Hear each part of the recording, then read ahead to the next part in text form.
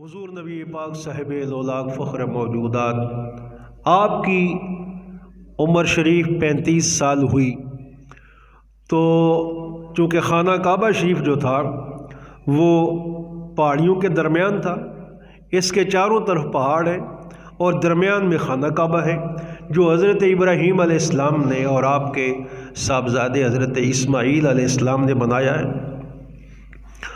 تو جب بارش ہوتی تو پہاڑیوں سے وہ پانی جو تھا وہ نیچے آتا اور بالکل خانہ کعبہ کے ارد گرد آ جاتا اور خانہ کعبہ کی دیواروں کو کمزور کر دیتا، یہاں تک کہ خانہ کعبہ کی دیواریں خستہ ہو گئیں۔ قریش نے کئی بار باندھے اور پانی کو روکنے کی کوشش کی، لیکن بارش جب زیادہ ہوتی تو پانی جو تھا اس سے خانہ کعبہ کو نقصان پہنچتا، اس لیے خانہ کعبہ کی دیواریں جو تھیں وہ بالکل کمزور ہو چکی تھیں، یہاں تک کہ دیوار ان کی ایک گر گئی۔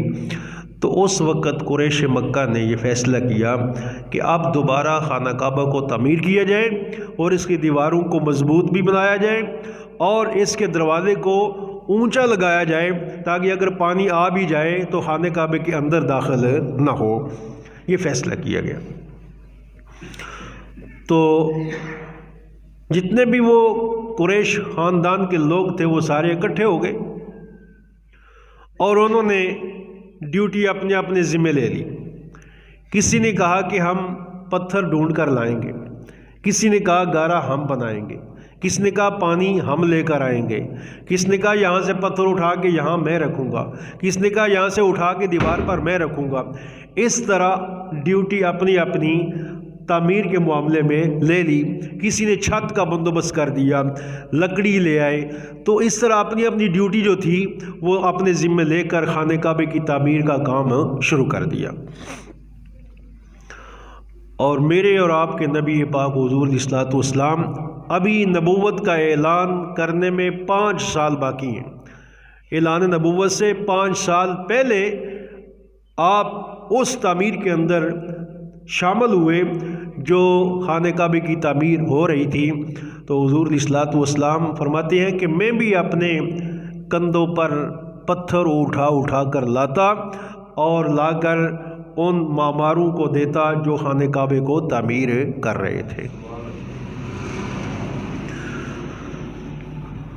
خانہ خدا کی خدمت، مسجد کی خدمت، مسجد کی تعمیر اللہ تعالیٰ ایسے ہی لوگوں سے نہیں لے لیتا، جس پر اللہ خاص کرم کرتا ہے اسے اپنے گھر کو آباد کرنے کی توفیق عطا فرماتا ہے۔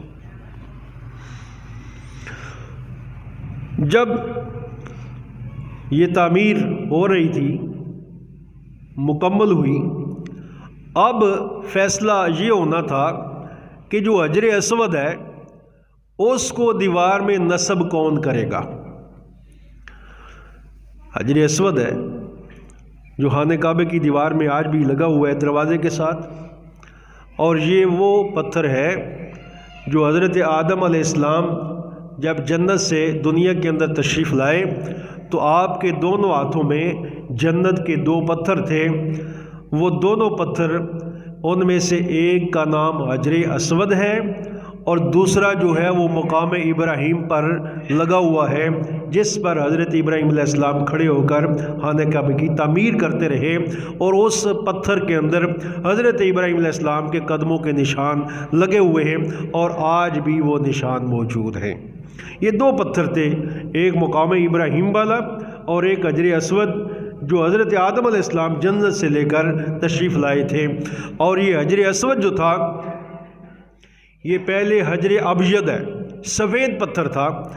جب اس کو خانہ کعبہ کی دیوار کے ساتھ لگایا گیا، لوگ اس کو چومتے رہے، اور اس کی خاصیت یہ ہے کہ جو عقیدت کے ساتھ اس کو چومتا ہے یہ اس کے گناہوں کو چوس لیتا ہے،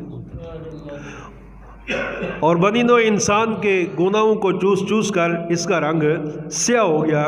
اب اس کا نام ہے حجر اسود، یہ پہلے سفید پتھر تھا۔ اب جتنے سردار تھے وہ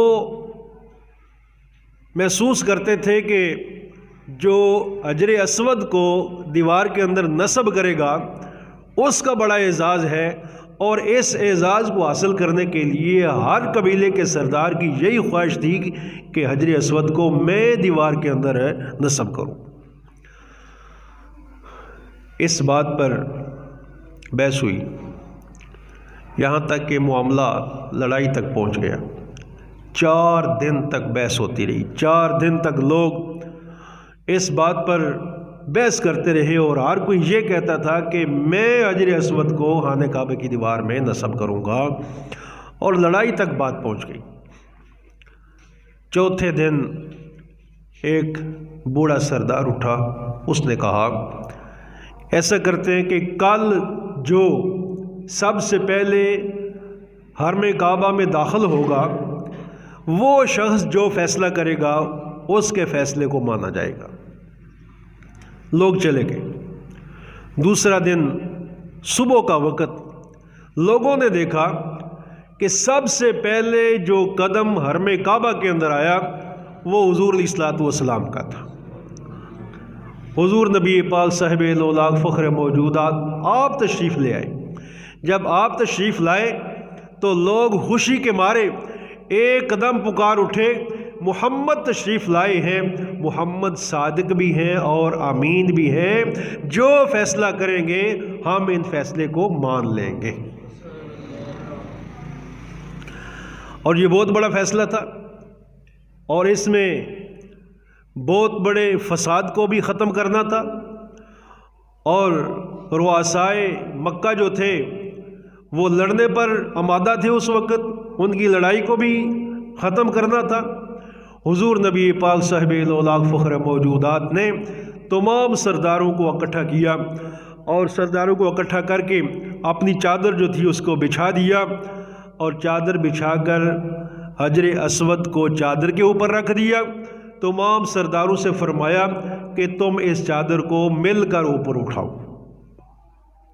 سارے سرداروں نے اس چادر کو مل کر اٹھایا، یہاں تک وہ اٹھا کر اوپر لے آئے جہاں خانہ کعبے کی دیوار میں حجر اسود کو نصب کرنا تھا۔